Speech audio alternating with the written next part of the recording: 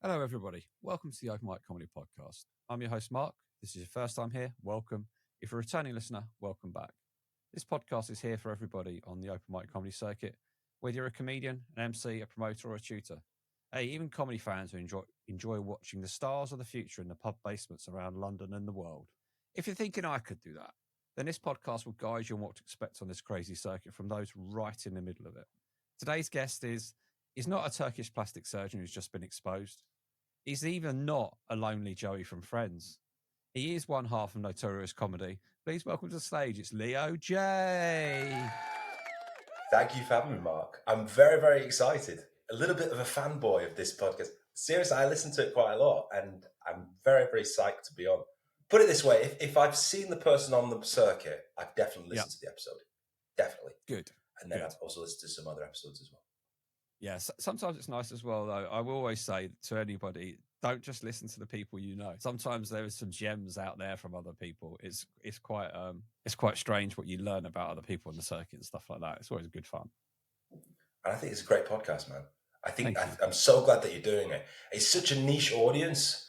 Yeah. But I'm sure you can see you're building a real cult following. It's getting there. It's definitely getting there. So who is Leo? That's a good question. Is this a therapy session? Could well be. There's no charge. There's no charge. You email me the invoice afterwards. Well, if I'm going to have a log line, I would say that I am a British Iranian businessman from Bolton. Okay. And that's kind of it, really. I'm quite a straightforward guy. Yeah, pretty straight, pretty basic, really. Pretty straight-laced when it comes down to it. You know, I like steak and chips, plain food. Yeah, it's simple. Pie and mash, cup of tea on a Friday night. Definitely more British than Iranian. Yeah, certainly. I mean, I feel a lot more when I've started meeting a lot more Iranians. Yeah. And I swear I've never felt more British in my life. So where does comedy start for Leo then? Well, I think when I was a kid, I was very much kind of the comedian always. Mm-hmm. When I was a little boy, I used to try and make my friends laugh as much as possible. Yeah. I think a part of it was attention, then part of it was validation. And then in high school, this is just before the days of YouTube, a close friend and I, we used to make these sort of comedy sketches. Okay. And we'd film them and then burn them on DVDs and then sell them around school. Very much an entrepreneur. Yes, it's that combination of being a businessman and an entertainer, I suppose. But the school got really upset about it. They didn't like it at all. Right. They didn't like that they didn't have control of what was on the DVDs. They didn't like the fact we were making money out of it. They hated it. So it very quickly got sort of not officially banned, but kind of shadow banned by the school. So we had to kind of stop doing it. But that kind of made the kids want to see it more. Oh, I bet. So what were these sketches then? So we used to do these different characters. One of them was sort of like a Mickey take of a teacher at the school. One of them was like a spoof James Bond character. So do those DVDs still exist? Unfortunately not. Okay. I don't know where they are, if they do exist. Some people may still have them, you know, kids that have held on to them for all these years. Why they would do that, I have no idea. Yeah. But I do have one of the films, one of the DVDs, sort of the main one that we did. I have got that on my Facebook. Oh, okay. I don't know how to get it down, and it just plays. You can't even control, like sort of when you want to watch it. It's just like literally just a file that just plays on Facebook. Yeah. So that's literally it. If anyone is really that interested, they can go on my Facebook, scroll down for about 10 minutes, and eventually they'll find it. I don't think anyone's going to do that. So that was where the comedic part of the brain, I guess, kicked off. When did that turn into like stand-up comedy and joke writing and stuff like that? So we did a talent show at school, and I did a stand-up comedy set, which, thinking back now, is probably one of the cringiest sets ever done, because the crescendo was getting the crowd to sing "We Will Rock You." Right. So it was that kind of kid trying to be a stand-up comedian kind of set. And then I really got into writing as a teenager. I really, really got into writing. I thought, okay, this is going to be my thing. I'm going to be a writer. And then I just one day just kind of got very upset with myself, and I formatted my hard drive and deleted everything that I'd written over like 4 or 5 years. Wow. Which is really, really, really annoying thinking back. But I don't know, I just sort of had it in my head that it was all rubbish and I just deleted it. But it's quite frustrating because there was some interesting ideas. Yeah. And I have absolutely no record of them now. And then I sort of wanted to be a serious actor for a period of time, which is kind of hilarious in itself. Because if you see the footage of me as an actor, you'll see that it's very it's very wooden and very sort of like kind of looks like I'm taking the piss, even though I'm trying to be serious. Yep. And I did this film called Bastion. Okay. And I'm in every scene of this film. It's like a 90-minute film. It was made for £13,000, 13. Right. And there's a scene in that film where I'm chopping wood, and it may well be the cringiest scene in European cinema. Right. Because you can tell I have never chopped wood before in my life. Yeah. And it just looks so awkward with me in this axe. And it's just not a very good film at all, unfortunately. Which is a shame because we were all so enthusiastic about it when we made it. And then when it came out, we were just very, very let down. So you've tried your hand at sketches. You've written some stand-up. You've binned it all. You've tried to become an actor. Yeah. You've created a film and somehow wangled your way into every single scene. And then it's onto stand-up. Exactly. So then I tried stand-up in 2018 first when I was 26. I did a course called The Comedy School with a guy called Keith Palmer, and Keith Palmer OBE now, I believe. Okay. And to be fair, it was a really good course. And I think for anyone that's just looking to do stand-up comedy once, I think that's the kind of course to do. Because it was a very fun course, very laid back. People didn't take themselves too seriously. And I did my first ever proper gig at the Backyard Comedy Club. And that was February 2018. It went pretty well. I then did about 10 gigs after that year. Mm. But I just wasn't ready. I wasn't there mentally. I wasn't there logistically in my life. I had my own business at the time, which was not doing great and needed a lot of my attention. And it's kind of like, it's quite difficult sort of to bomb on stage, when wages are due tomorrow and you don't have enough money in the account. Yeah. But those two coupled, it's just a little bit too much, I did stand up for about, give or take across a year, for about 10 shows. And I did this one gig, Mark, where I brought a date to the gig. Right. And I was a bit anxious anyway, right? Because you're bringing a girl to watch you. And I go up on stage and all the regular comedians of this night, somewhere in South London, I can't remember where, they all come out at the back and they all stand there with their arms crossed watching all these comics. And I completely fell apart on stage. It was car crash TV. Yeah. It was really bad. And the girl, I never saw her again after that. Okay. No sympathy there at the end. Just like, no, see you later. No. I think there's no sympathy. She just disappeared. She just was just like, I can't deal with that. Yeah. But it was my fault. I took a risk. You take a risk in those situations, Mark. I could have done really well. Yeah. So was that your worst moment on stage? No, my worst moment on stage was quite recent. That was up there. I mean, that stopped me doing stand-up for about 6 years. So that's pretty up there. No, my worst moment on stage was this past year, 2024. I did this gig at the downstairs of a cafe in Covent Garden. Okay. And I lost the room very early on. A guy heckled me, very playful heckle, trod on the punchline, did the joke anyway, which never works. Yep. If anyone's listening, you just have to move on, unfortunately. And then the next joke that I did, or the punchline, just didn't land at all. And then what I should have done in that moment is completely break out of the routine, talk to the audience, get them back on side. But instead, I just plowed on with my routine. Yeah. And it was a 10-minute set, and it was like performing to an empty room. Ouch.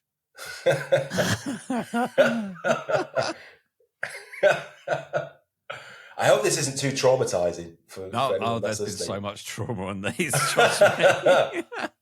But so that first time stopped you gigging for 6 years. Yeah. In effect. I mean, you got to remember COVID was there. And also I kind of was not ready for it kind of thing. You know, I just didn't feel right. Didn't feel like I was ready to go up on stage. And another part of me, if I'm really brutally honest, I've never really been a fan of young comedians personally. Okay.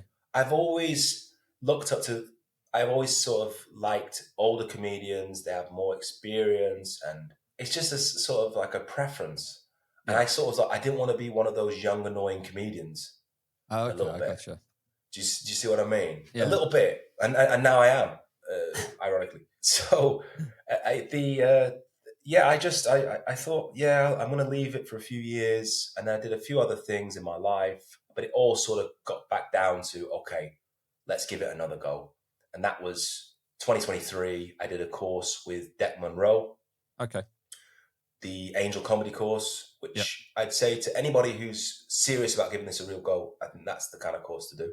And Deck is very good. He's very much a professor of comedy, more than just a stand-up comedian. That's he doesn't really do stand-up. He's much more of a sort of student and professor, I suppose, of comedy, a researcher of comedy, which is great, which I liked a lot.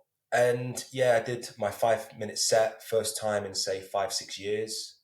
I did that at the Bill Murray, and it went very well. And then since then, I've done a lot of gigs last year, and most of them have gone really well, Mark. Most of them have gone, I would say, good or very good. Yeah. Can you remember the first joke you ever told when you came back in your current phase? So in my current phase, I'm not sure if this was the first joke, but this is the joke that I remember the most from that time, and it's the one joke that has stayed from that first set. Yeah. And that is the joke about my mother. And I say to myself, so I'm half English, half Iranian. My mother's English and my father's Iranian. And I used to say to people that I was Iranian, but my mother would say, no, you're not. You're English. Your dad's Iranian. And if you say anything like that again, I'll have you deported. Very good. That's the one that's kind of stood the test of time. Everything else has kind of fallen by the wayside from the first gig when I first started again. So I like that joke as well. I don't know why, but I'm not even sure why it's funny, but it works.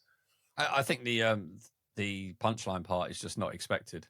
I think that's half the thing, isn't it? It's my interpretation is we're in an age now where there's so much content out there. The public that come to watch people do comedy, half the time they're guessing where it's going, and you see those people in the audience. You see like a couple going, "Oh, he's going to say this next. He's going to do this," and if you can fool that person who thinks he's a smart ass, who's trying to second guess every punchline and stuff, he or she will end up giving up trying to guess. And if they end up giving up guessing, they can then enjoy the show. I think comedians are one for doing that as well. I think a little bit. You know, I think comedians are always trying to work. I remember reading something about Larry David saying that he couldn't watch stand-up comedy because he knew the punchline 30 seconds before the audience, which I think that there's an element of that, definitely, Mark. Yeah, I completely agree.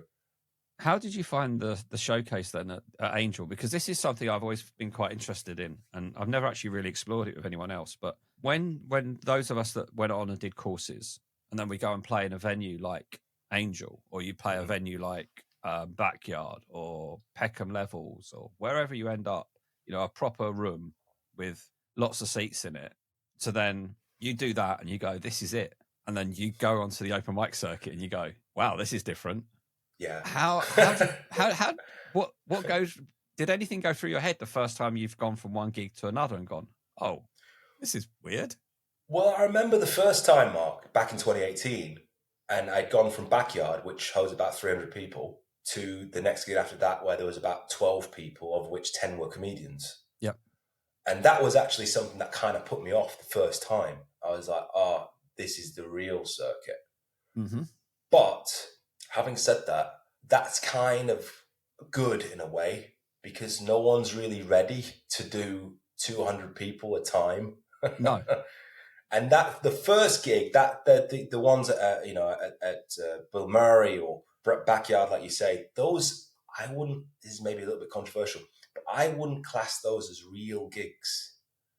Because everybody's there, everyone knows everybody, everyone's there to support you. Nobody really bombs on those gigs, or if they do, they're incredibly unfortunate. Yeah. And I think that they're kind of like a little bit sort of stabilizers on a bike kind of gig. And I think I understand the theory behind that. I think I do get it. Sometimes it's a really nice, easy way in. Yes, and but that's good. That's good. That's how it should be. You know, if you were learning to ride a bike, and it was just like your dad put you on it and just shoved you down a hill, it's not. I mean, some people it works, but yeah, I can't swim.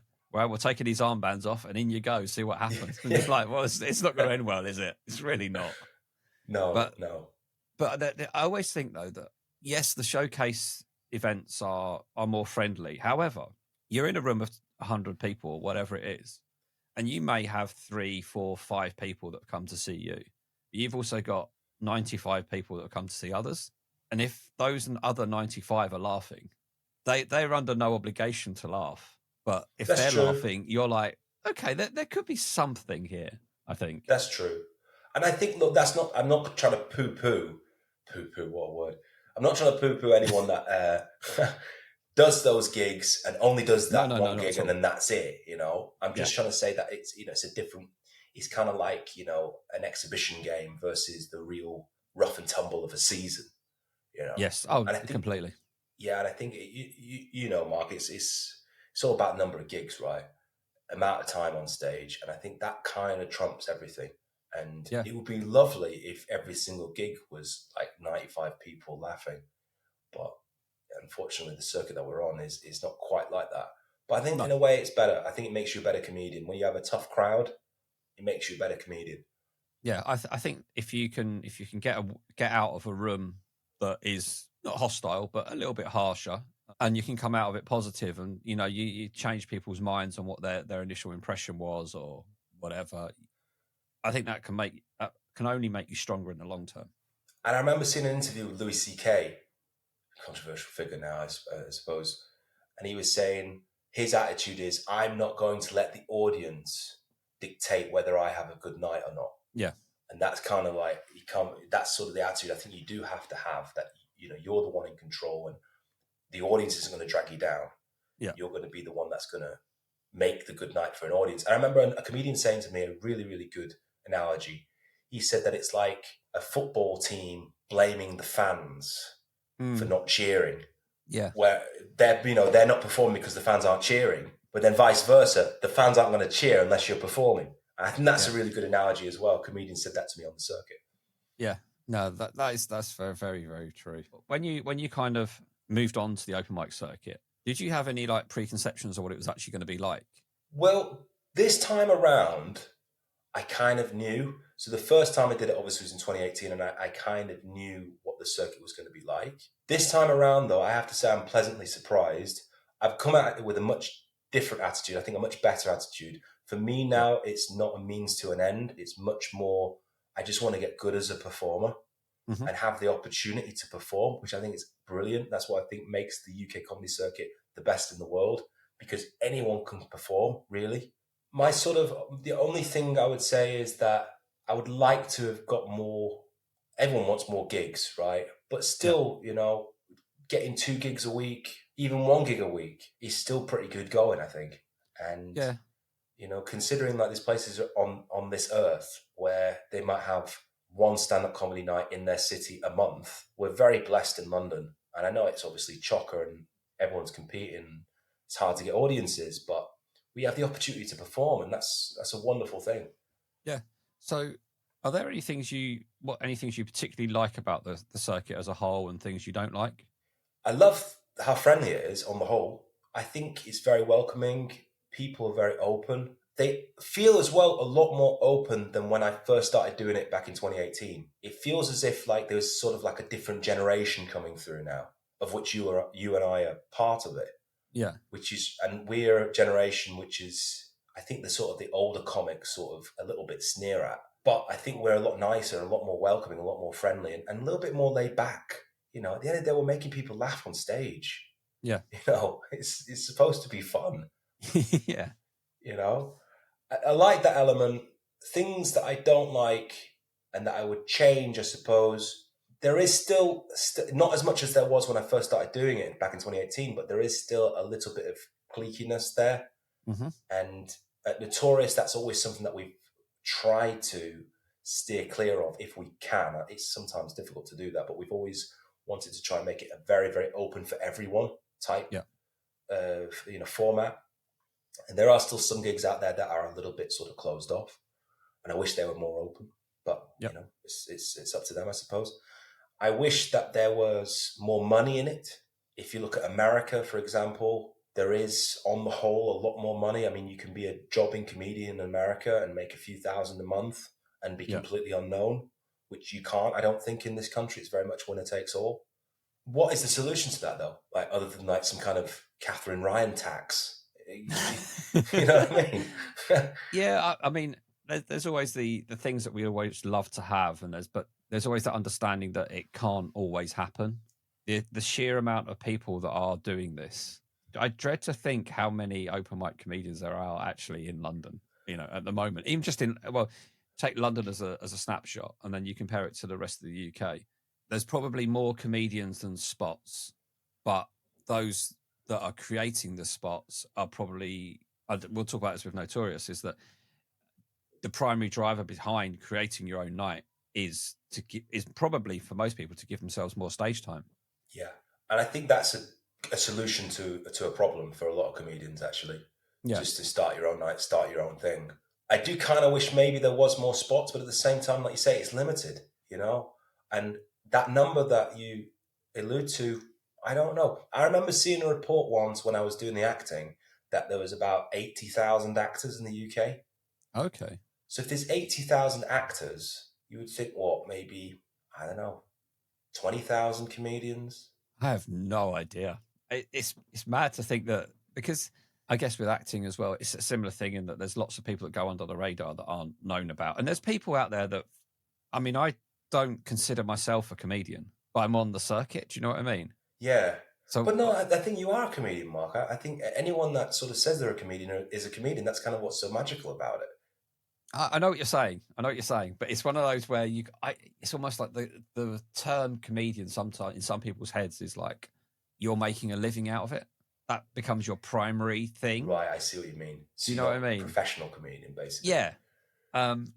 But those people are very few and far between. And I think even the professional comedians are still, can struggle. But I like to say comedian because it's sort of an excuse for all your weirdness.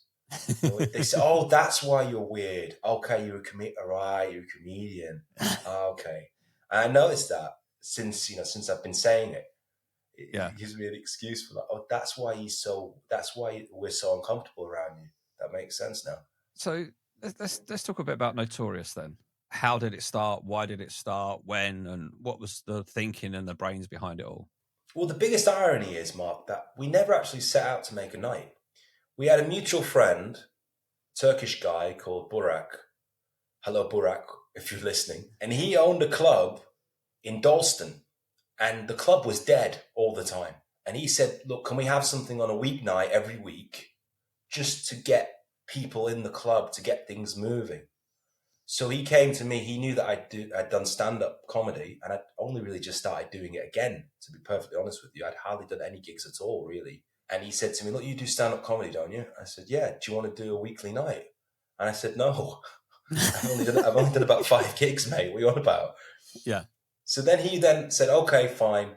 And then he went to see Tuba. Tuba is my co-partner in Notorious. And Tuba at the time had done more gigs than me. She was more experienced than me. And she then said, "Look, I would do a monthly night." So then Burak went back to me and said, "Look, this girl wants to do monthly, but I need someone to do weekly. Would you reconsider and do weekly?" And I said, "Look, I'm not going to do weekly because I've only just started and it looks ridiculous. But if Tuba is willing to team up with me, then we can do a weekly night together." So then we had this meeting at this Turkish restaurant, and Tuba's Turkish and Burak is Turkish, and I'm not Turkish, even though I look Turkish. And I just remember thinking, is this a scam? Am I getting scammed here? And I just remember, I remember thinking, if it is a scam, just so long as you don't sign anything, you don't give any money, I'm sure it'll be fine. But then, as it transpired, it wasn't a scam at all. We started doing a night in Dalston at a place called Sui Generis, and it went really well. The first night we ever did, February the 13th, 2024, was one of the best nights I've ever done in stand-up, full stop. You know what it's like, Mark, when a venue has its first ever gig. Everyone's so excited, and it's such an amazing atmosphere. And we just sort of pressed on from there. And I was always sort of, because of the way I am, I'm kind of a little bit entrepreneurial, or at least I try to be. And I'd always try to be innovative. And I was always thinking, well, what can we do that other open mic nights don't do? What can we do to really push it? And we just started to experiment with a few different things. And we've grown from that initial just one night. I mean, we do still just do one night a week, but we are going to start doing bigger events. We have an event in May, which is going to be at Backyard Comedy Club in partnership with a charity called Sane, a mental health charity called Sane, which will be a really big gig. All proceeds go to the mental health charity. And that's something that we're organising just to, first of all, because it's a cause that we both really care about, Tuba and I. Mental health, I think, is very, very important in society. Yeah. And also it gives us a sort of that experience of doing the bigger gigs. And Notorious has been going now for a year. It was at Sui Generis in Dalston. They had a change of management, and the new management, they were never really keen on having a comedy club there. They just didn't like it. They didn't think it was sort of cool or hip enough. And also as well, they were opening especially for us. Right. Okay. Which is kind of like, because like some nights it would cost them more to open. Yeah. than to, But it was really good, though. The venue itself was really good, and I really liked it. It was sort of like a bit of an old school New York comedy club. It was quite grimy, quite dirty. It was good. It was good, man. Now we have a home at the Old George Bethnal Green. Feels like much more of a typical British open mic now, upstairs of a pub. And so far, the nights that we've done there have all been really strong. Sometimes I'm aghast, actually, at how well they go, because it doesn't look like we're organised at all. It doesn't look like we know what we're doing at all. But yet there's just some sort of magic there. I don't know what it is. Yeah. And I do genuinely think that if it was just me running it, it wouldn't work. And if it was just Tuba running it, it wouldn't work. There's something in the fact that it's a boy and a girl, kind of like a sort of husband and wife, mother and father type feel. Yeah. I'm a little bit different to Tuba. My style's a bit different. She's much more sort of bubbly, I suppose. Okay. And I'm sort of a bit more gentle, I suppose. This is like on the nights. The two energies work really well. And I think for whatever reason, the comedians really enjoy it. The audiences really enjoy it. And we've only ever had, out of all the shows, we've only ever had really one night that was a bit crap. Other than that, they've all been very strong. Okay, that's good to hear. Yeah, especially doing a weekly one, because that must be quite a challenge. If you're doing something every week, then it's admin every week, and then it's getting people in every week, trying to make it as inviting as possible for everybody else. And you want those returning punters to come back, which means you need to rotate the acts enough to make it interesting for them to come back, and all kinds of things like that you need to think about, I guess. Yeah, and we're getting better at that. I think we are getting better at that. I mean, the admin is a big part of it. So if anyone is interested in starting a night, bear in mind that the admin is probably more time than the actual night. Yeah. But it helps having two people to manage that. On the night itself, I'm very much more hands-off. I'm more kind of like admin, I suppose, a little bit more than Tuba. Mm-hmm. But we both help each other out, and having two hands, two heads is always better than one, I think, in any situation. So Notorious itself then is a open mic night at the moment, but what's the ambitions going forward? So we both have, Tuba and I, very, very ambitious ambitions. Ambitious ambitions. We're very, very keen on doing something that is more than just an open comedy mic night. We want to do something which is sort of media brand, a media company, using the audience and the comedians that we built around the night. Mm-hmm. So the idea is that we create content. We use the social media as a sandbox for characters, ideas, sketches, to eventually then get to a stage where we can maybe make something for TV or something for make a film, maybe short films, and do things like that. We are going to do a YouTube channel properly towards the end of the year. And another part of it as well is the live events. As we build the audience up, content helps us do that. Then we can do bigger gigs. We can get bigger comedians involved. And that in itself will lift everyone else up who's been working with us, who has just started out. Yeah. The bigger the platform we have, the bigger a platform the comedians that perform with us can have. Mm-hmm. And we see it as a very, very, very much a win-win type attitude. So we're not just a stand-up open mic night. We are a media company, media brand, and we're going to be the next Disney, Mark. There's nothing like aiming, You were going to be high. Like a smutty Disney. That's the aim.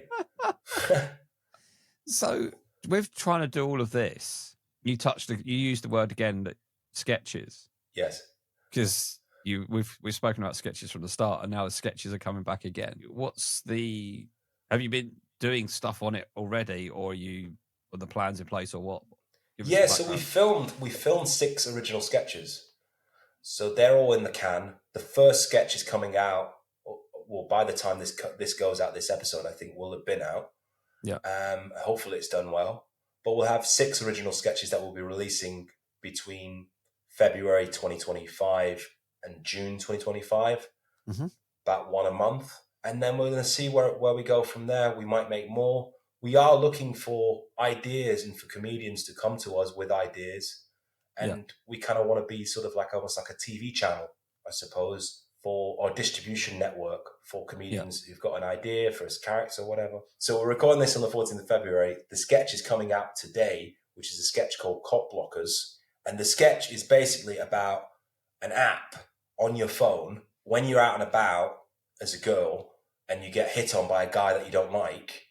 You send your location on the app, and then a professional penis pacifier appears, professional cop block service. And this particular guard security then comes and deals with the situation for you. So it's very tongue in cheek, and I think it's quite a good sketch to kick off with, and especially on Valentine's Day. Yeah, I was going to say, you've got the timing just right, haven't you, on that topic as well? I hope so. I think there's a lot of people putting out sketches on Valentine's Day with that kind of thing in mind, but let's see if ours can do some damage. Yeah. But we're kind of being a little bit sort of scrappy and a little bit tricky with them all, because we are very much a kind of startup, I suppose, in this regard.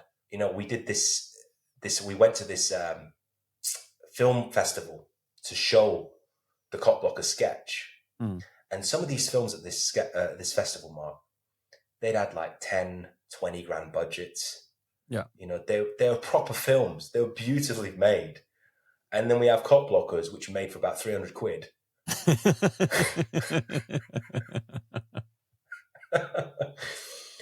It was very punk rock, and I kind of liken it to we're kind of like a bit of a garage band. Okay, put a single out there, and wow, we're number 38 in the charts. It was that kind of feeling.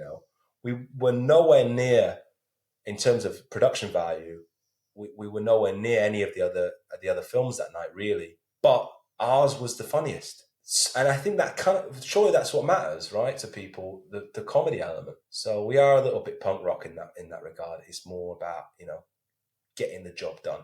Yeah. So who's behind all the writing then for the ideas and putting it all together and stuff like that? So we have kind of a little mini team of writers. Yeah. But I will say to anyone that's listening, send us your script. We see this as very, very collaborative. We don't want it to be sort of like, we're the writers and no one else can get involved. If you've got a good idea, we'll make it. End of story. And I think we're kind of, that's kind of like a little bit of, even though we've never sort of written it down or said it, that's kind of a little bit of the Notorious philosophy, really. Mm-hmm. You know, we're very sort of open-minded and anything goes, and let's just give it a go. And we do have a team of writers, and we have people that kind of come and go, I suppose.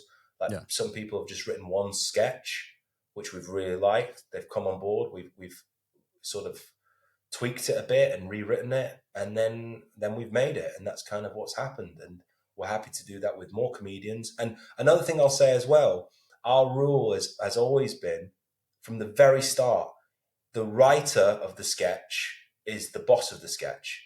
Right. So say, Mark, if you write a sketch and you want to be in it, that's it. You're in it. I think that's fair. And we pay a lot of respect to the writers. And and we just try and I think the best idea wins. You know, you can't be precious. You can't be. It's not like, because this is a big thing that's holding a lot of writers back, comedy writers. Because I'm sure you have comedy writers that listen to this as well, Mark. You can't be precious because the script is going to change so much.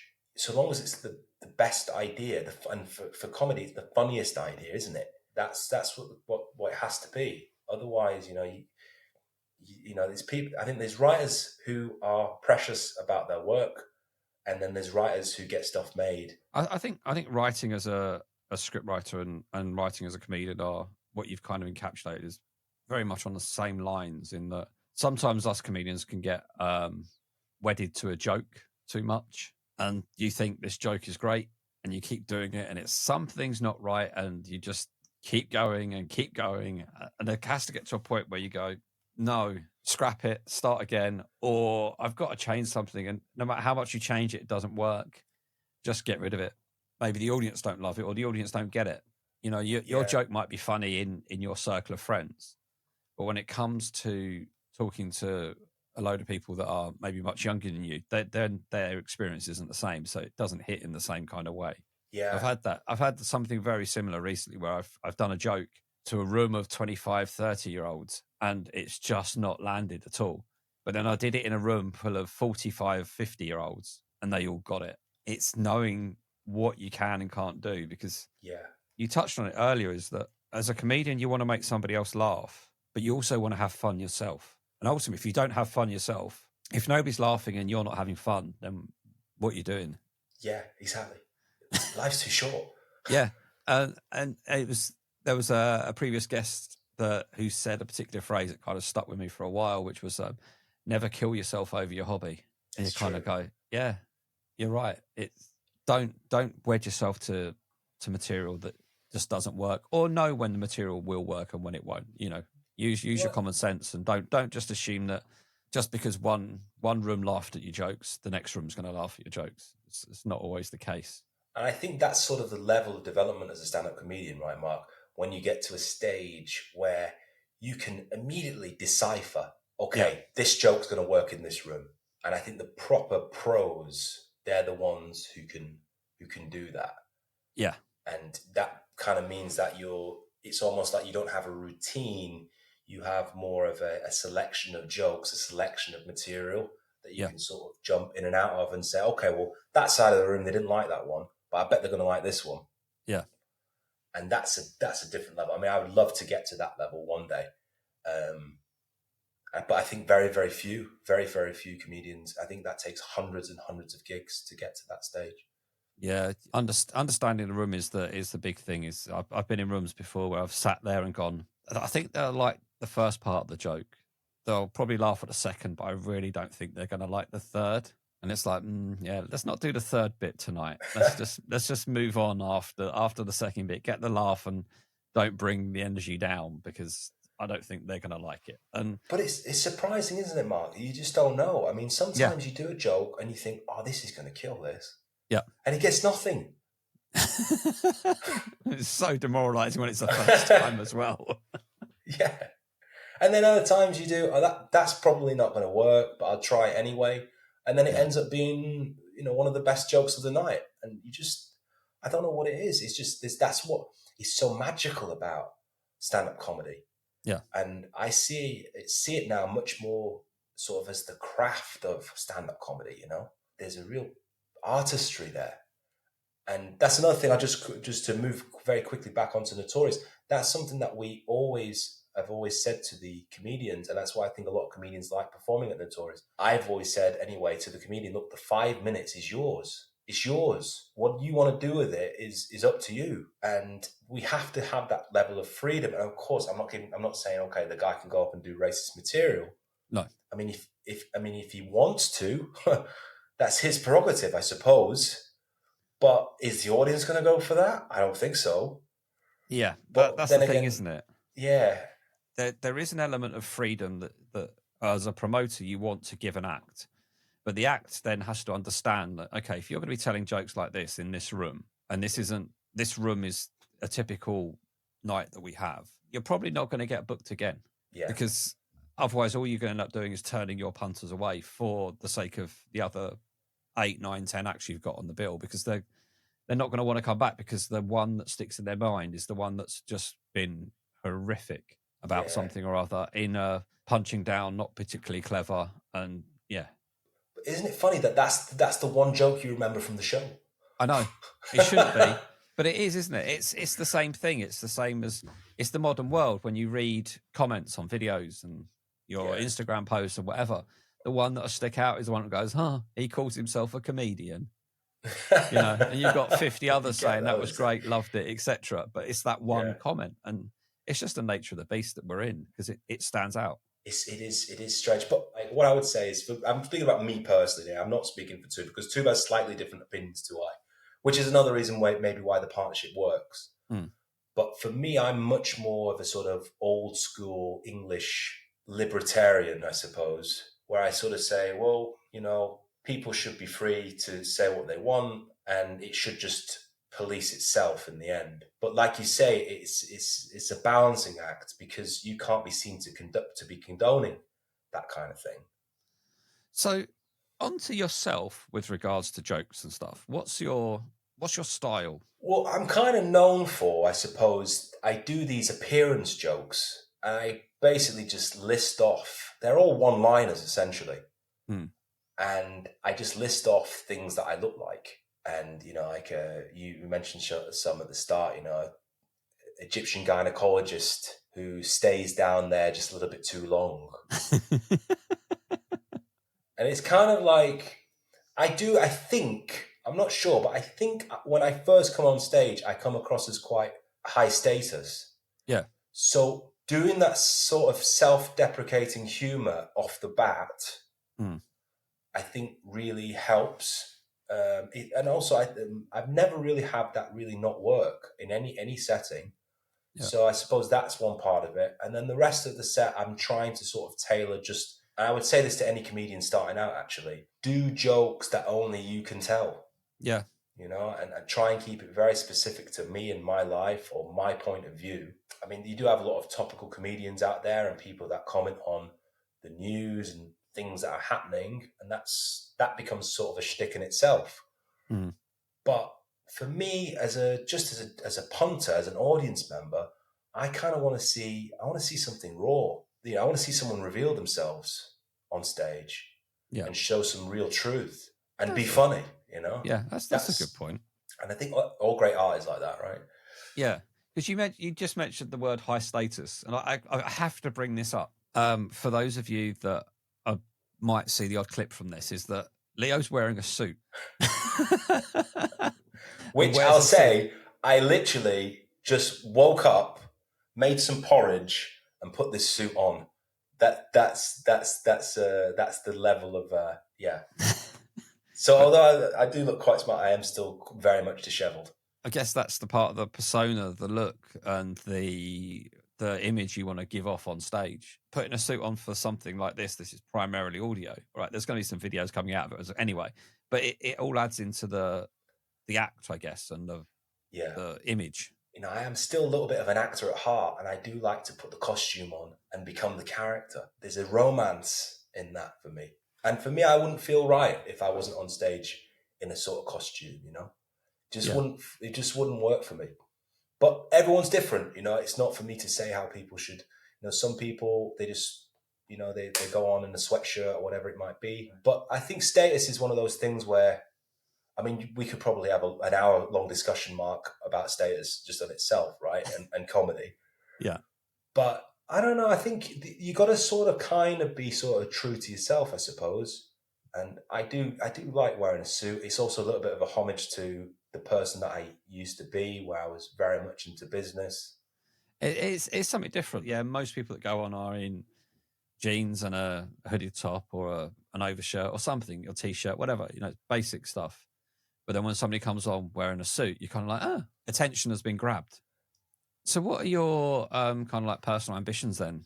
I mean, for me personally, because this is kind of the second time around for me, even though the first time was very fleeting. For me, I have a very different perspective, I think, than other comedians. And my sort of focus is much more on my performance and me as an act.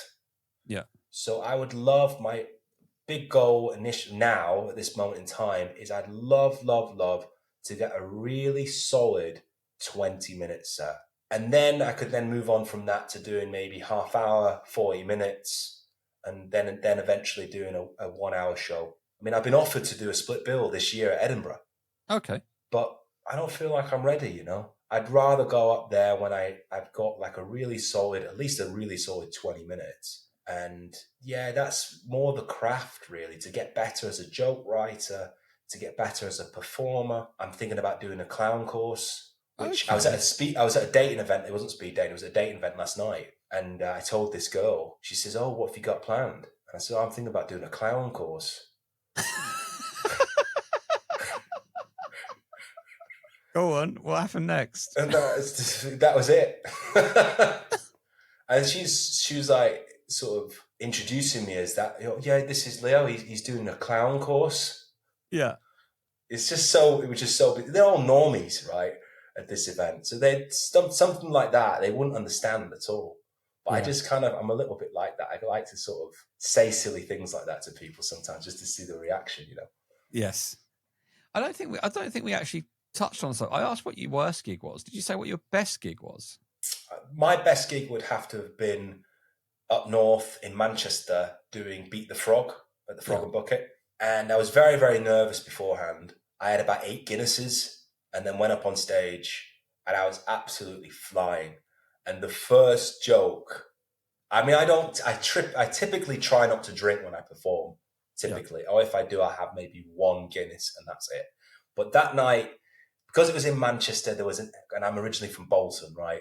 There was an extra layer of sort of excitement because, it's a big club there in Manchester. It's probably the most famous in the area for stand-up comedy.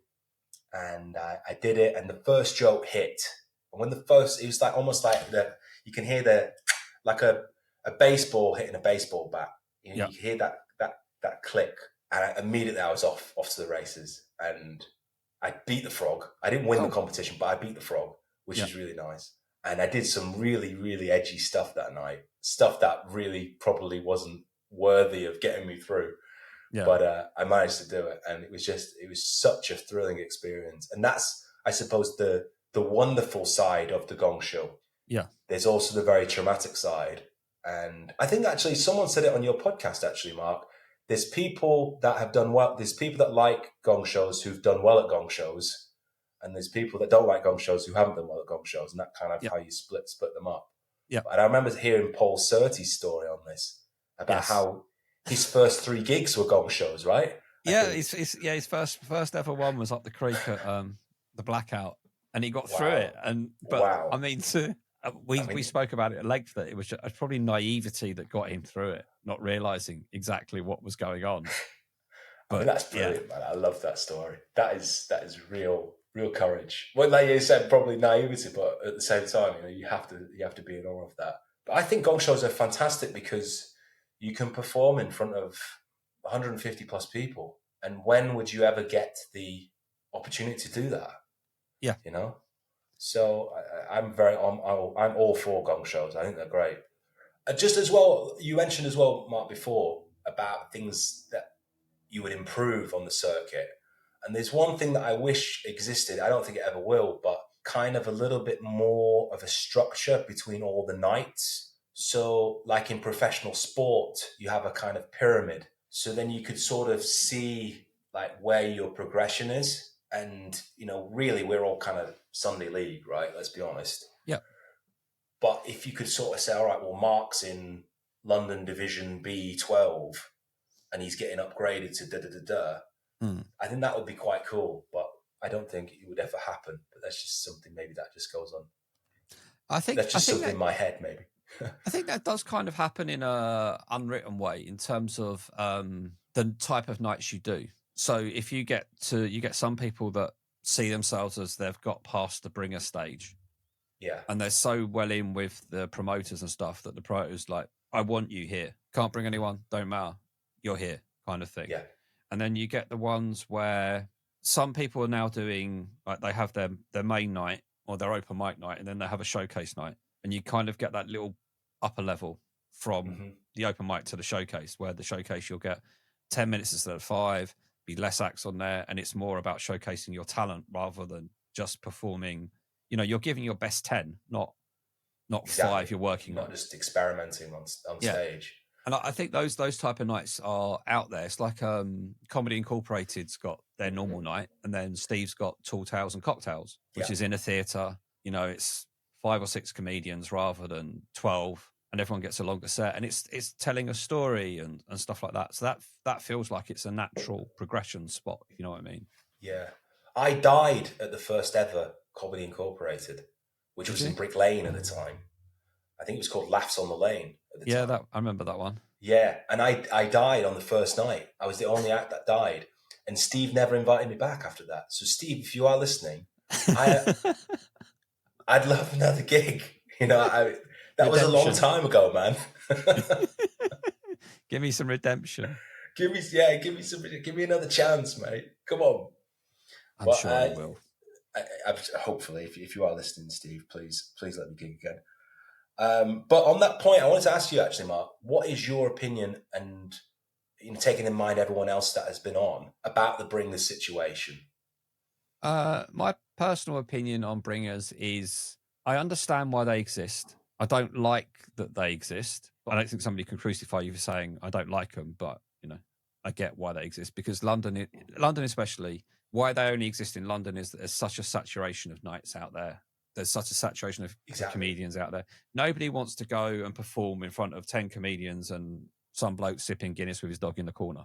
Let's be frank about that. Doing a night like that the night's going to be like that, great. That's the type of night it is. You're there to work things out, maybe get feedback from comedians and see it as a live workshop. I'd like to see more concessions for people that are traveling. And this is purely selfish, in that if I lived in zone 1 or zone 2, I got no issue. That's the way it is. I can gig every single night. I'll grab friends if I need to. But when you live outside of London and you have to pay to, I go through this every time, pay to park the car. I pay £10 to park the car or get a taxi to the train station. I pay £20 for a train fare. We'll inevitably buy a couple of drinks or whatever. Or maybe if I'm early, I'll get some food. And I'm in for 40 quid, maybe even 50 quid by the time that's happened to me and I got to the venue. Yeah. And then I'm paying for, in effect, it's costing me £10 a minute to be on stage. And then I have to ask a friend, do you want to come along? Come as well. And inevitably, when I get a friend that wants to come, I will inevitably end up probably either buying them drinks or buying them dinner as a thank you. Mm-hmm. So you're looking at almost like 100 quid. It's very difficult to convince a friend to come along to sit there and watch a comedy night of people, somebody else put it, people practicing and their mate. Yeah, I know. But I'd rather have to bring a friend than perform to no one. So I get it. I get both scenarios. It's really tricky. And in an ideal world, we wouldn't need you to get a real audience every night, every show, right? We are a bringer night on the Tuesday night. We are going to start doing some non-bringer nights. We want to do that for the comedians, and we're figuring out currently how we do it. And it's just, unfortunately, just the way it is. I mean, I would love to just say no one has to bring a bringer, but then everyone would be just on a Tuesday night would just be performing to themselves, because the sad fact is that Joe schmo public doesn't want to come and watch open mic comedy really, unless they know someone who's in it. Yeah. You know? And as for the bringer situation, I would say, I mean, some comedians, this kind of is a little bit of a bugbear for me personally. Some comedians have done like 20 gigs and they say, this is obviously, location doesn't come into bearing for this, but some comedians have done like 20 gigs and they suddenly say, I don't do bringers anymore. And it's well, I don't think you've quite got your pips yet. For me, the number is 100 for me. I think if someone's on 100 gigs and they're good, they shouldn't have to bring a bringer. And we bear that in mind at Notorious, and we try and keep a tab of where everyone's at. And, you know, it kind of feels, to me, it feels kind of disrespectful to, you know, if someone's done like 200 gigs and you're asking them to bring a bringer, it's like, unless they're really bad. But if they've done two, I mean, I've seen that. I mean, there used to be a night, maybe you know it, maybe you don't, Mark. There used to be a night, which is kind of infamous now, called American Style Stand-Up Comedy. Yes. Which was in Shoreditch at a place called the Lighthouse. And that was a non-bringer, non-stayer. And it was the worst gig ever. It was awful. It was awful. It was like, seriously, man, it was terrible. And that was because people would go and just kind of abuse the gig. No one would really pay any attention. People would go perform and then leave. No one would stay to support anybody. And if you were last on the bill, which it was pretty random where you would be, but if you were last on the bill, you'd be lucky if you were performing to 5 people because everyone had gone home. Yeah. I know G&B does Be Your Own Bringer. Yeah. Which we tried to incorporate in Notorious, but no one seems to really want to do it. It can be quite, it's again, from people coming outside of London, that's always quite difficult because sometimes for me, it's like, somebody will say, oh, you can Be Your Own Bringer. So you want me to pay twice 20 quid to come into London to watch and not perform, to then be able to pay and come in again to perform? I accept I'm not getting paid for it. I'm fine with that. But there has to be a balancing act with some people. But then I guess there's no perfect solution other than you reduce the number of nights, which means that you lose acts from being on the circuit because they can't get gigs. Exactly, and it would be a lot harder to get gigs. Yeah. So there's no perfect solution, unfortunately. I mean, I've also said before is I'd quite happily, this is personally for me, I'd quite happily pay to play. We did that once at Notorious, actually. In a weird kind of way. I'd happily chuck 5 quid, 10 quid, whatever into a hat to perform because then it takes away that headache. And I know every promoter out there has heard the excuse that bringers dropped out for whatever reason, etc. My bringer died. It happens. It's the thing is it happens, but there are people out there, I guess, that will abuse that and leave it to the last minute and then hope that, you know. What is very irritating is when, and it happens all the time, but when a comedian is so clearly lying and they never had any intention of bringing a bringer. Yeah. And it just makes it just very awkward because it's just like, well, now I can't really trust you anymore.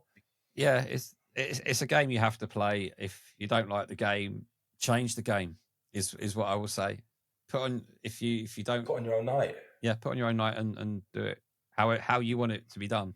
It may be an utter success, maybe an utter failure, but you know, be the change you want it to be. I think that's a good thing. Ultimately, I think people should take the bull by the horns. I mean, that's the thing. Comedians, I really like comedians for that reason, actually. Comedians tend to be real go-getters. Yeah. You know, people that are not afraid of getting their hands dirty. Comparatively, I mean to sort of, say, actors, for example, because actors are just basically waiting by the phone. They're waiting for their agent to get in touch with them. Whereas comedians are like, let's go out and get a gig, you know, let's go and do it. It's self-starters. So that's something else that I really, really like about comedy and stand-up and the stand-up comedy scene, where you can just, if you really want to do it, you can go out and gig and you can, you know, you've written a joke. Okay, let's see if it works. Go and get it done. Go and perform. And if it works, great. And if it doesn't, you move on. Okay.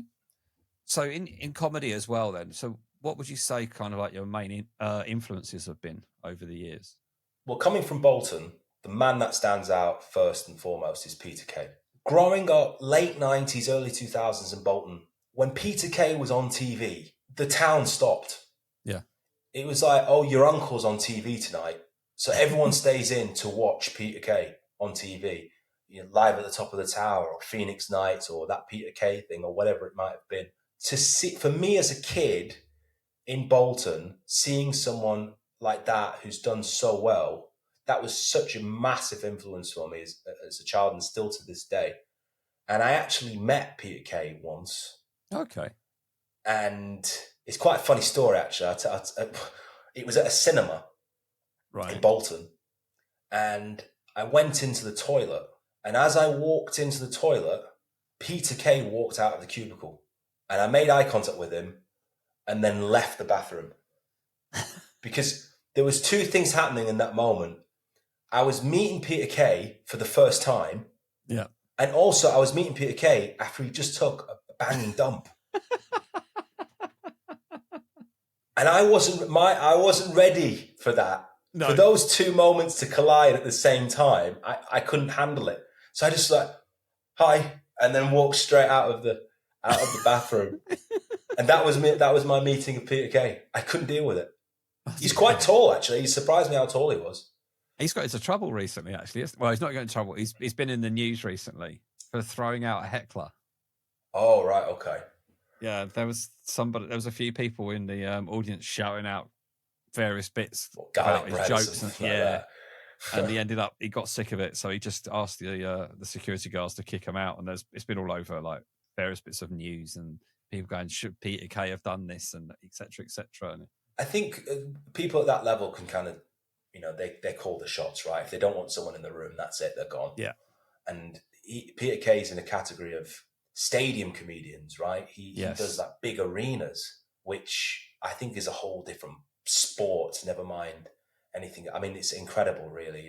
People like Mickey Flanagan, Peter Kay, who can do these big arenas. It's amazing. I mean, nobody can heckle because no one can hear you, So I think, Peter Kay, I've always been a big fan of and a big influence for me. I think two other big obvious ones, Jimmy Carr, Ricky Gervais. I've always liked people that are like Ricky Gervais is an artist as much as he is a comedian. And I do like as well, like the old school type comedians, kind of like the Rodney Dangerfields, people that sort of tell like one-liners and stuff like that, Bob Monkhouse. And also I like the, more intellectual type stuff as well, like Bill Hicks. Yeah. Massive fan of Bill Hicks. I've seen all his stuff before he died. And, comedians like that basically as well, a bit more intellectual as well as the smut and intellectualism is basically. Yeah. So if things do go well then, and you get a notorious reputation, do you like that? That's quite good. And you get asked to do a live at the Apollo or a Netflix thing or Comedy Central, whatever it is. Mm-hmm. And it's the biggest gig you're ever going to do. And the producer comes up and asks you, what music do you want to walk on the stage to? What do you pick? I think it would have to be The Boys Are Back in Town by Thin Lizzy. Okay. Just because that was what we used to use remember I told you we're doing those DVDs in school. Yeah. We used to use that as like the credits, the opening credits. So I think it's like a slight homage to that, really. So, that would be what I would choose. But for me, honestly, I'm not even thinking that way. I just want to do a good hour show. I take that any day of the week. No, it's actually always it's just that little fun question.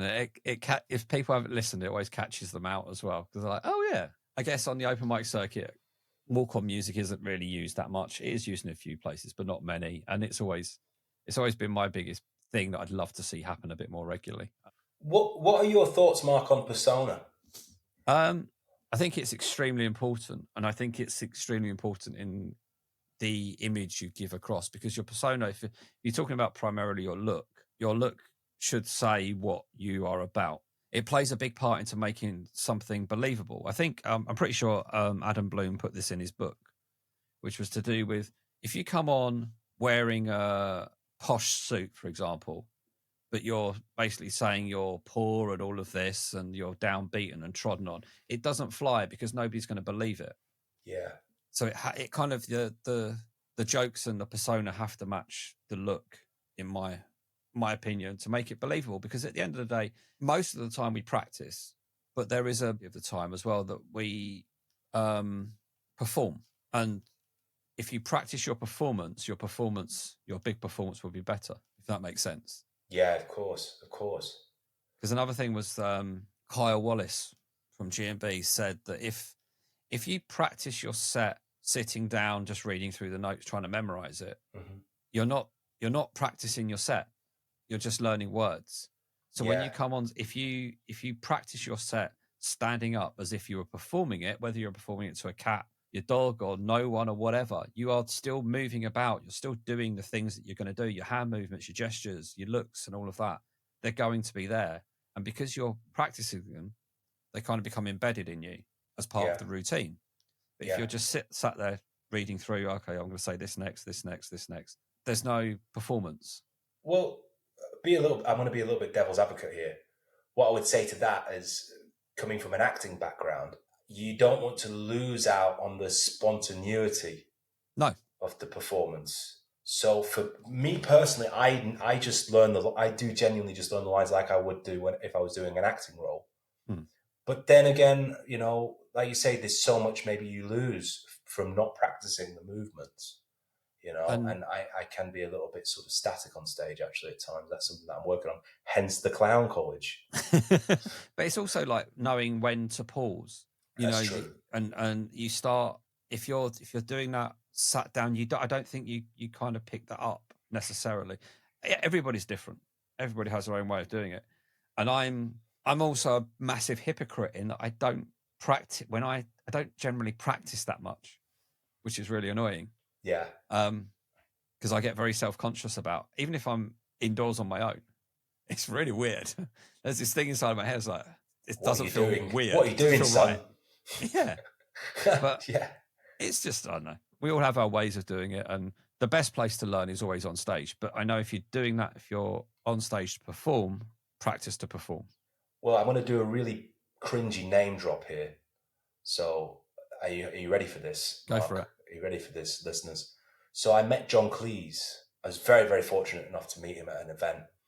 And again, John Cleese, to me, he's like comedy grandfather. Some of the films that he's made, Monty Python, amazing, amazing stuff. Big influence on my comedy and everything. And I asked him two questions. I said, how do you know if you're funny? And how do you work out your persona on stage? Yeah. And he said to me, if there's people laughing, you're funny.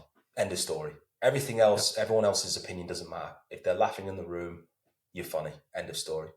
And then the second one, he said, once you are 100% confident and comfortable on stage, your persona will come through. Yeah, yeah. And it's just a case of getting to that point where you do feel confident and comfortable on stage. And for some people, that might take 100 gigs. It might take 50 gigs. For me, I'm still not that comfortable on stage, to be perfectly honest with you. So, I think that is something. They were really, for me anyway, because it's John Cleese at the end of the day, right? I had to take those words on board. And I think they're really wise words. And I relay that to anyone that's listening. I think when you see a friend doing their thing and they start, there's just a change and you can't put your finger quite right on what was that change that made this feel different, but it felt like it stepped up a level.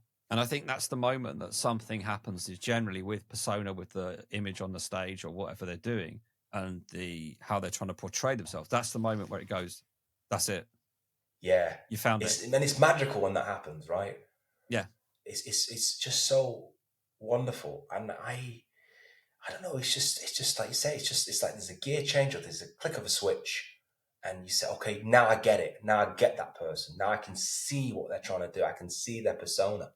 Kind of go back to Notorious and the promotional side now, because when you're putting on the night, you're kind of looking around at everybody and looking at what's in the room. Look, what type of audience members do you generally see at your comedy shows and stuff? Well, I've noticed, Mark, that there's 5 types of audience member that you see and that you can sort of categorize. I've noticed this from Notorious and also just gigging myself, going around the circuit. The first one is the genuine punter, and that's who you want at every show. This is someone who likes comedy, enjoys the show, but doesn't understand the mechanics of comedy. They just see a guy on stage who's funny, or a girl who's on stage being funny, who's a funny person, and they're laughing. They're the best people you want at the gig. Genuine punters, I call them. Then you've got the comedy connoisseurs, and these are mainly comedians who are assessing and analyzing the punchline. We talked about it before, right? They say, that's a very clever rule of three. It's an interesting rule of three that he's done there. Oh, that's a great play on the words, and sort of kind of always sort of seeing it from a perspective of someone who's sort of knows the techniques and the mechanics of comedy. Yeah. And then you've got someone who's the attention whore. And that's the person at the gig that can't understand why they aren't on stage. Yeah. And sometimes they get grumpy and they're sort of just sat on, into themselves like, oh, he's not even that funny. I'm funnier than that. Yeah. And then they're the other side of the coin is they heckle. And sometimes they're well-meaning. Like they want to be part of the show, Yeah. But ultimately the underlying belief is that they think they should be on stage. They think they should be the ones that are on stage, or they're the ones that should be getting all the attention. And then you've got the sort of cult followers, and they're people that are looking for a cult leader. They go to the shows, they particularly like the political stuff. They want to say, oh yeah, Mark, he's right. He's my kind of guy. He's saying things that I only think. And they sometimes, certain comedians have a lot more of those types of followers. I'm talking about more famous comedians. Yeah. And to a certain extent, people like Stuart Lee kind of have that kind of cult following of people that are just like, yeah, Stuart Lee is kind of God kind of thing. Mm-hmm. I love Stuart Lee as well. I think he's brilliant. And then finally, you've got the humorless people. The fifth type of audience member is the humorless. And these are people that have no sense of humor whatsoever. But their girlfriend does. Yeah. They've been dragged to the show. The friends have taken them there. And they're the people who laugh when their friends laugh or when their girlfriends laugh. So if their girlfriend's laughing, they're laughing. Or their boyfriend's laughing, they're laughing. But other than that, they don't understand what's going on. Yeah. They don't have any sense of humor whatsoever. They don't understand it. And they're the 5 types of audience member. That's interesting. I've never heard it kind of broken down like that, but I know what you mean in that when you get that that person that wants to be part of the show, and everybody wants that person to be part of the show to an extent. To an extent, yeah, exactly. It's when they start trying to be more and more and more, and you're just like, no, just tone it back a little bit. But the humorless one is always the one that's they're the tough nut to crack. If you can make that person laugh, then you've done well. You've done really well. But I love the genuine punter in that they find things funny, but they don't know why they find it funny. Exactly, and that's the beautiful thing, right? Yeah, the whole mechanics and the philosophy behind and science behind comedy, really. The simple rule of 3, I've said it before. If you're doing a rule of 3, but you stop at 2, there's this natural confusion in people's faces that they're expecting something else, but they don't realize they're expecting it. It's a subconscious thing. And they're like, oh, but what's the next bit? But they don't know about a rule of 3 consciously. It's weird. Yeah, they don't realize what's happening, but it's like anything, like a story, I suppose. It's, beginning, middle, and end. Yeah. But it is wonderful. The ignorance is bliss. Ignorance is bliss. And they can just watch a comedy show and just enjoy it and not think about, oh, I can see what he's doing there, or that kind of thing.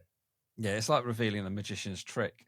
Exactly. That's the person that never wants to know, has no interest in knowing. They just get entertained, and that's it. But as we're winding down now, and I know you're a regular listener to this, I'm sure you know what's coming up. Is it the shit jokes, Mark? The shit jokes. So for anybody that's new, I like to challenge all comedians to tell a joke from this book. Oh, wow. The Little Book of Shit Jokes by Sid Finch. So if anybody didn't believe there was actually a book, there is a book. There's a genuine book. I thought you were writing these yourself, Mark. Some of them are probably better than mine. Yeah, the idea is that the comedians tell a joke from this joke book live on stage, record it, put it on Instagram, have a laugh, and see how they cope with it. They can fit it into the set. They can do whatever they want with it. It's entirely up to them. They may never even do it. It's entirely up to them. I'm not holding a gun to their head. but they only get to pick the joke by page number. So what they get is completely random. So if you want to give me a number between 5 and 95. 88. 88. Aha. One of the jokes has gone, but you're left with another one. Perfect. So the joke I'd like you to tell on stage is, what type of cheese surrounds a medieval castle? Mozzarella. Sorry. Okay. I'm just sorry. Mozzarella. Mozzarella. But surely there's better punchlines to that, surely. Well, a moat surrounds a medieval castle. Cheese is mozzarella. So that's where we're going. Perfect. All right, man. So what type of cheese surrounds a medieval castle? Mozzarella. Okay, I'll give it a go. I'll let you know how it goes. Yeah, I told you the book title is actually extremely apt. Perfect. No, I'll give that a go. I'll let you know how it goes down. And never do it again. I don't know if it works. It might become a big part of my set. You never know. You never know. I would say no, but you never know. So lastly, where can people find you? So on Instagram, Leo J Comedy, Notorious Comedy UK on Instagram, TikTok, YouTube, and yes, for me the same handle for everything, Leo J Comedy. Leo. I use Leo J because it's easier for audiences to remember, and it's harder for the authorities to trace. Very good, very good. You can find us on Instagram at Open Mic Comedy Pod. We've got a website, openmiccomedypod.com. Whichever platform you're listening to us on, please give it a like, follow, subscribe, and all of that jazz. And lastly, just want to say thank you again for your time today, Leo. It's been an absolute pleasure. I've really, really enjoyed this, man. Honestly, this has been the highlight of my day, of your morning, of my morning. And for everybody else, I will speak to you all very, very soon. There we go.